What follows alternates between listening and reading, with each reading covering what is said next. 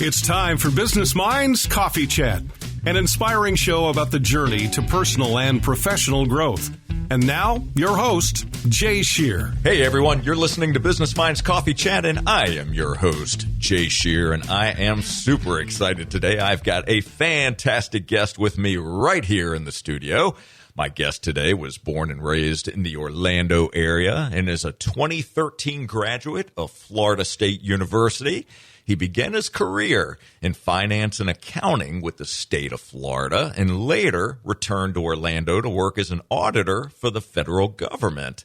But in January of 2023, he made a bold move. He took a leap of faith and followed his passion for helping business owners take control of their finances and become more profitable.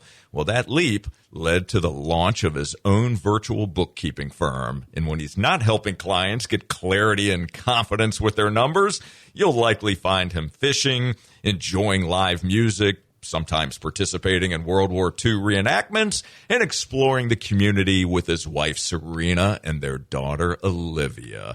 Please welcome the owner of Matanzas Bookkeeping, Greg Abramowitz. Greg, it is so great to see you. Thank you so much for being here today. Thank you for having me, Jay. I appreciate the offer. It is my pleasure, and I really am excited about today's conversation. So let's dive right in, because I know there's a lot to get to when it comes to exploring you and your own story. Let's do it.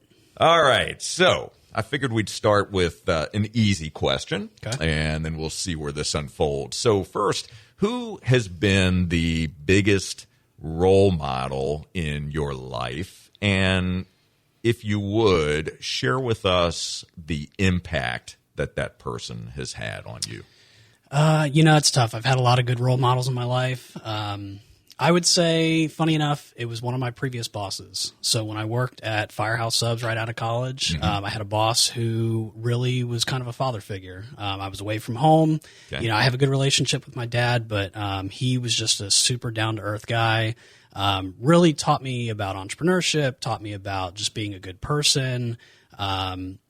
Just had a lot of fun with him, but had a lot of serious moments too. Okay. All right. So when you think back on those conversations you had with this individual and you spoke about entrepreneurship and business and things along those lines, what is a lesson that you took away from him, or maybe one of the conversations that you had that you can actually hear it in your head? You still think about that in particular. What was the lesson that came out of that conversation?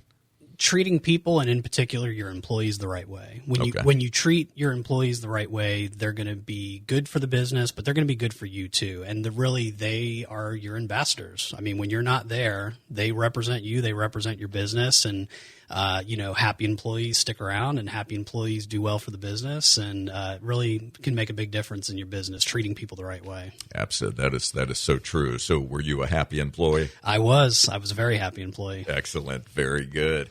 All right. So you mentioned your father also when you first were talking about this boss, right? He was really a father figure to you at that time when you were away from family. So tell us a little bit about you and growing up. So let's go back to your early years as a child. You were born and raised in Orlando, as I had mentioned at the intro. So tell us a little bit about family life for you. What was it like? I've got my mom and my dad. I've got a brother. Grew up playing baseball. That was big in our family. Mom was a Yankees fan. Dad was a Mets fan. So we had a little bit of that New York rivalry there. But, we had a good childhood, good life. Come the war in Iraq, my dad, being a federal employee, volunteered to go over to the Middle East quite a bit, which put a little bit of strain, but, we made do, and I don't know what else really to say about that. I mean, I had a good childhood, but we had some difficulties that we had to deal with. So when your father went over to Iraq, how old were you at this point during this war? So he went over pretty shortly after the first wave in 2003. So I would have been 11 at the time, and he made multiple trips over there over the years. So pretty much through my teenage years. Okay. So tell me how that time impacted you personally. So you're 11, 12 years old at this point. Dad's going over to Iraq. I would think that Dad's probably gone for periods of time. So what impact did that have on you personally? And then you mentioned that you have a brother as well. Is that a younger brother, older brother? Younger brother. Younger brother. Yeah. So describe that to me. Yeah. So, he'd be gone anywhere from 3 to 9 or 12 months at a time, depending on the deployment. Mm-hmm. So, it's tough. It's tough not having a parent, but having a father in the picture for that amount of time. And we'd get to talk to him occasionally. I mean, obviously over email, but we'd get phone calls here and there. Mm-hmm. Being the older brother, being the man of the house, having to step up and really help out around the house. And, I don't know if I should say this on the radio, but I started working when I was 13. So, started having to take on some responsibility at an early age. Mm-hmm. And, just it caused me to really have to grow up and deal with things that most 12, 13-year-olds probably don't. So it was a tough but an interesting time in my life. So tell me about your mother and what was going on for your mother at this stage in life as well. So, here you are, you're an 11, 12-year-old, you're stepping up, you're taking on bigger responsibilities, right? You are helping to lead the household. So how was your relationship with your mom, and how was that dynamic with Dad being away sometimes for 3 to 9 months?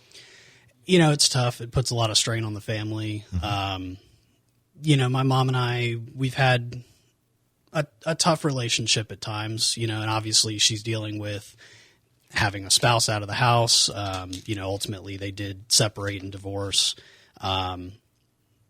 So it was tough. It was tough on both of us. We had a lot of growing pains of, I'm in that age where I'm finding my independence and learning how to be a man and learning how to be an adult. And, my brother's got some health issues. So between her dealing with that and dealing with my dad being gone and, just trying to raise 2 boys on her own, it was tough at times. Sure. So as you think back over some of those years, what would you say was one of the most valuable lessons that you learned from your mother? That's a good question. I would say trying to understand where people are, trying to see the good in people, not always assuming the worst in situations and in people, but trying to be an understanding person. Mm-hmm. Okay. So you saw that firsthand with your mother. Yeah. I mean, and that was a big lesson that she tried to impart on my brother and I, just in general. Yeah. Being that we were dealing with some tough times, it's easy to get down on things and the world's against you and people are against you, and trying to understand that it's not, the world's not against you. Tough times are just tough times. That's just what they are. Sure. And they'll pass. Sure. But understanding that people inherently want to be good people and seeing that good side of them. That's such a big lesson. It truly is. So when your parents separated and ultimately divorced, you're at this point around 13. It was about that time, somewhere around that age. And did you end up living with your mother? Did you live with your father? Were you splitting time? What was that situation like for you? So we lived with Mom. Okay. Fortunately, the divorce was fairly amicable between the two of them, and so Dad lived about a half hour from us, so we got to see him quite a bit. We did live with Mom, but like I said, we saw Dad. I mean, even to this day, we still see both parents at the holidays together. They still talk with each other. So we lived with Mom, but we saw Dad quite a bit. Got it. Okay.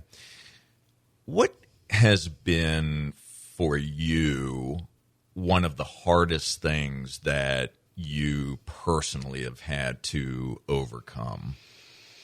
Oh man, there's a lot. Freshest on the top of my mind right now is what I'm going through with work. So you didn't mention it in the intro, but kind of. But I've been a federal employee, and federal employment has always been pretty stable. People say it's once you get in, you're in, and it's a good job, and it is. It is a great job. Between the last two administrations, non-politically, there's been different things that have happened, and most recently, there's a lot of shakeup in the federal workforce, and so here I am. I'm a father. I have another daughter on the way. My wife's a stay-at-home mom since our daughter was born, so I've got a lot of weight on my shoulders. I'm carrying the burden for our household, and while I've always wanted to be an entrepreneur, I've always said that I wanted to take my business full time. It's tough to make that leap. It's tough to make that leap when you are in a spot where you feel you're stable and you've got a great income and great benefits and things are going well, and suddenly your world kind of shifts. And, it's becoming less about the money, less about the benefits, and more about my family. And so making the shift into really fully into my business has been a very interesting time. So you drew a line in the sand, per se, and you decided to take that leap of faith. What was it? What truly was going on in your mind as you were thinking about all these different variables and the pressures of what was going on? What was it ultimately that flipped the switch that said to you, now is the time? Because you could have done it at other times, but you chose when you did very specifically. Why? Time freedom and being home with my family. Okay. So, we've been remote for a number of years since COVID as far as work goes. Mm-hmm. And now we're back in the office. And while I only work 4 days a week, because I work 10-hour days, I'm having to be on the road, getting to and from work. And I looked at it and I'm thinking, okay, so I'm leaving in the wee hours of the morning before my daughter's awake. I'm gone all day. By the time I get home, I get to see her for an hour and a half before she goes to bed. And then I get to see my wife for maybe another hour and a half after that. And that's it. I get 3 hours a day with my family. That's not the life that I want to have anymore. It was different when it was just my wife and I, and before my wife when it was just me. But having a family has really changed a lot in my life. And that switch of being home versus being in the office was kind of the final tipping point. So we're going to explore, when we come back from our break, we're going to explore a bit the impact that things that were going on in life leading up to this point, the impact of all of that, and how that impacted you personally, your health, your well-being, and all those variables. We'll talk about that when we come back. But before we take our break, I would love it if you would share with all of us maybe one or two words that you would use to describe yourself. One in particular would be dedicated or loyal, whichever way you want to go with that. Okay. And I guess if I had to have a second, I would say hardworking. Hardworking. Okay, so dedicated, loyal, and hardworking. When you think of being loyal or dedicated, what's the first image that comes to mind for you? I don't want you to overthink it. Just first image that comes to mind. Being loyal. My family. Okay. All right. Your family. Very good. All right. So, Greg, we're going to hit pause on our conversation here. We are going to take a brief break to thank our amazing sponsors. My friends, you are listening to Business Minds Coffee Chat. Don't you go anywhere. We will be right back.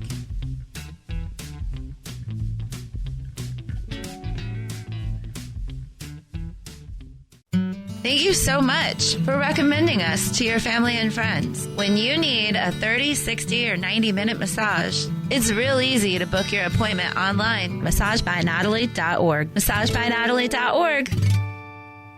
This is Jay Shear. Are you a business owner or entrepreneur trying to figure out how to improve and achieve greater results? If so, I'm speaking to you. I provide the tools, coaching, and accountability you need to gain clarity around your personal and professional goals, remove the excuses holding you back, build the mindset, leadership skills, and proven strategies to grow your business and become the best version of yourself. To learn more or to apply for my coaching services, call 904-236-0431 or visit jshearbusinessconsulting.com.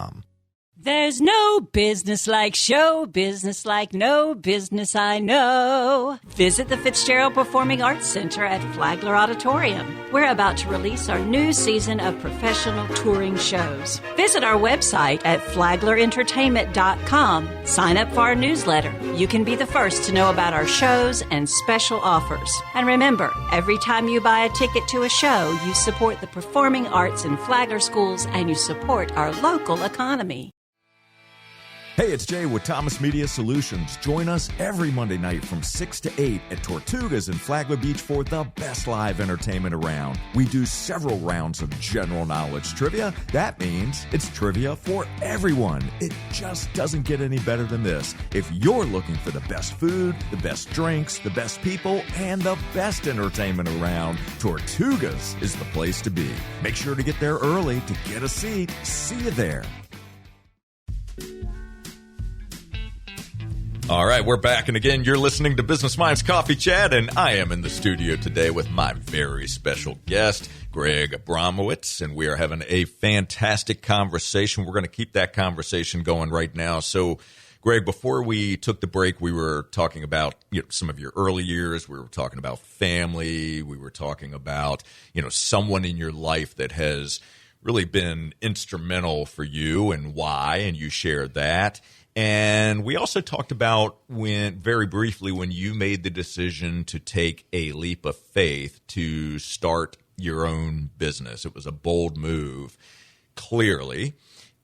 But leading up to that, there was a lot going on in your life. And, you're working a lot of hours. You're unsure about where your position with the federal government was going to end up. Stability is important to you. You've got a young family, a lot of things, a lot of different dynamics. And I'm sure that people who are watching and listening right now can relate to that, right? Mm-hmm. So tell us a bit about the impact that all of those different variables had on you personally. What was that doing to you from a health perspective, from a mental health perspective? What was going on? Yeah, so in short, I was working full-time, working part-time, running a business, having a young family. And last fall, I went through a pretty strong period of burnout. It just got to a point where it was just too much. I was working a ton of hours, because obviously I'm working full-time. I'm having to do the other things outside of those hours, working into the hours of the night, working on the weekends, and it became pretty overwhelming. That shifted into what's been going on since the new administration took office, and ultimately ended up with pretty severe anxiety and stress. So when you recognized it, well, let me back up one second. Sure. Instead of saying when you recognized it, what were the signs, the symptoms? What were some of the things that you were experiencing? I get the fact, lots of hours, a lot of pressure and so forth, but what specifically were you experiencing where you said, this is more than just feeling like I'm tired from working a lot of hours and having pressure, right? Mm-hmm. What were the red flags for you?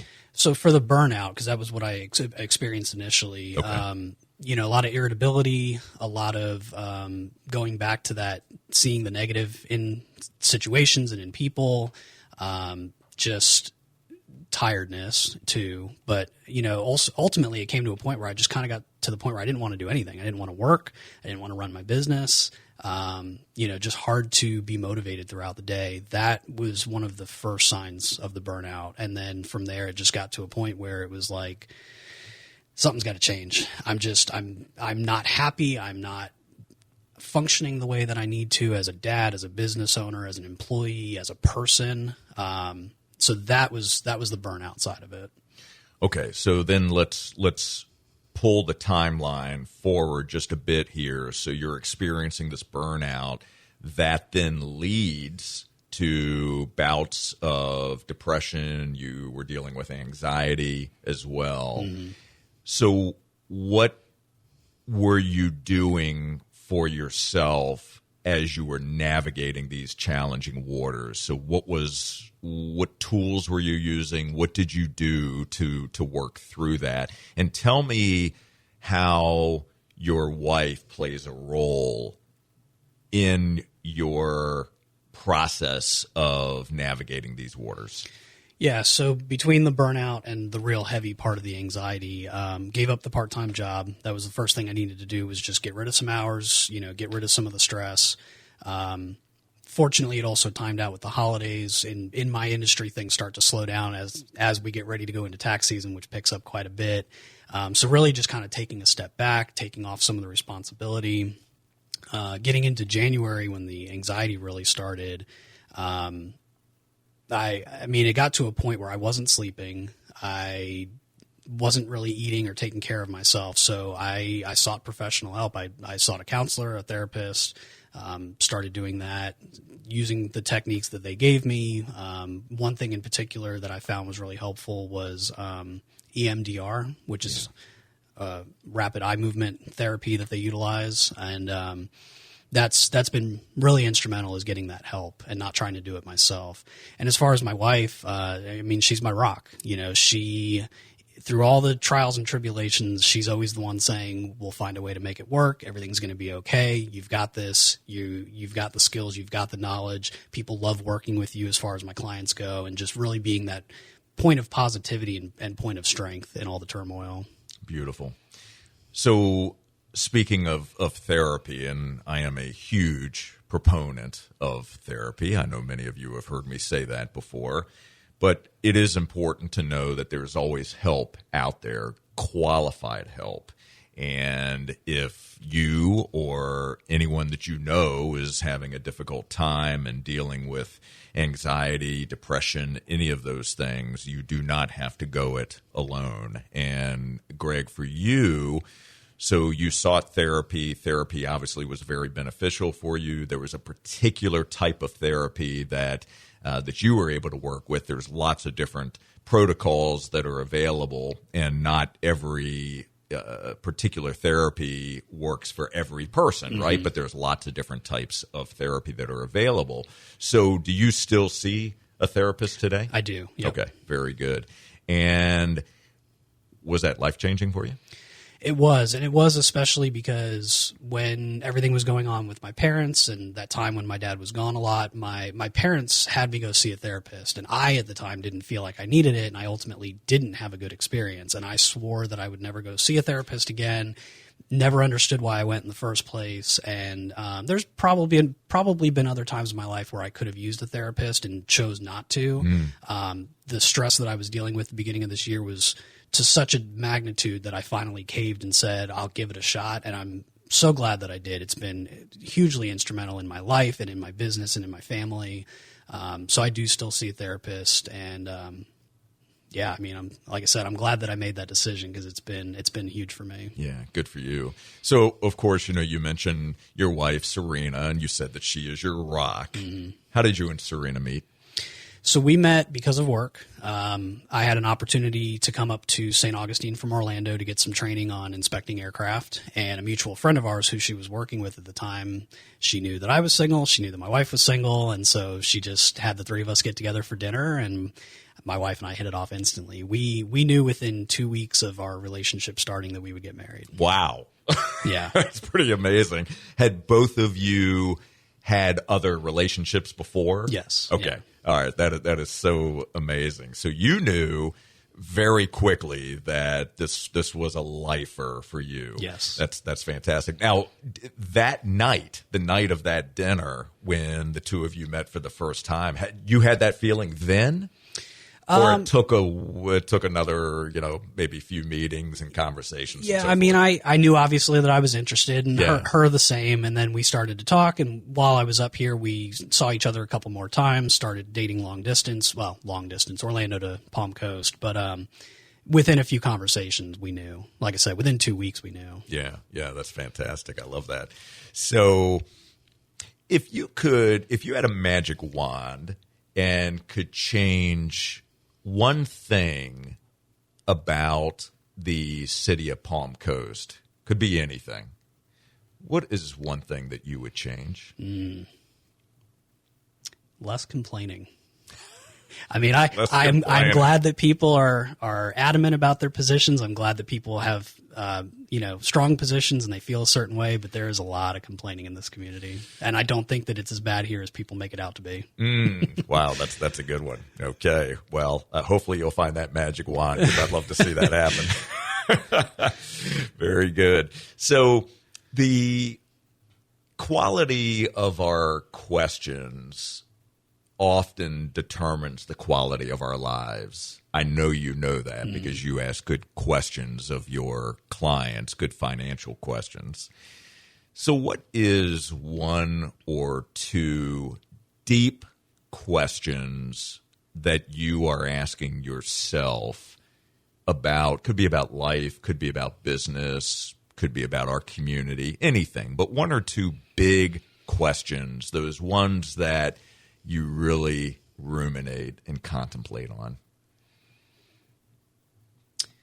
I ask myself a lot why I'm doing the things that I do. Like what is the purpose? What is my drive? What is my why behind what I do? Okay. And, and I think that plays into the decisions that I've made regarding my life and my business and my job, because, again, I'm giving up a great job, and I know that, and we're going to, have some, not financial troubles, but there's going to be a big gap in between. But I'm willing to give all of that up because of my family and because of where I want my family to be and where I see ourselves in the future. So I try to use that kind of as a guiding light of, I could do these things, but why am I going to do those things? And are they going to get me to where I want to be? And if not, then what do I need to do to fulfill that why? That's a deep question to contemplate on. I love that. Thank you for sharing that. So, Greg, as we are wrapping up our conversation here today, I would love it if you would give all of us, everyone that's listening to your voice right now, that's watching you right now on YouTube, and including me, if you would give all of us a challenge. What is something that you would challenge us to do starting immediately? Really get clear on your purpose. Really get clear. I mean, again, it goes back to that question. Why are you doing the things that you do? What's important to you? Are the things that you're doing furthering your goal of getting to that point? Very good. That's a great challenge. Greg, I want to thank you so very much for joining me today on Business Minds Coffee Chat. I really have enjoyed this conversation and getting to know you a bit more deeply. You have such a great heart, and I really enjoy our conversations and seeing the way that you show up in this community. You are definitely a fantastic leader, very insightful, and I just want you to know how grateful I am for you, so thank you. Thank you, Jay. I appreciate the kind words, and I appreciate the opportunity to be here. Absolutely. It is my pleasure, and for all of you, thank you so very much for tuning into Business Minds Coffee Chat. We will be back next Saturday morning at 8:30, and until then, my friends, keep learning and growing, and keep doing the work to reach your potential. Take care, everyone.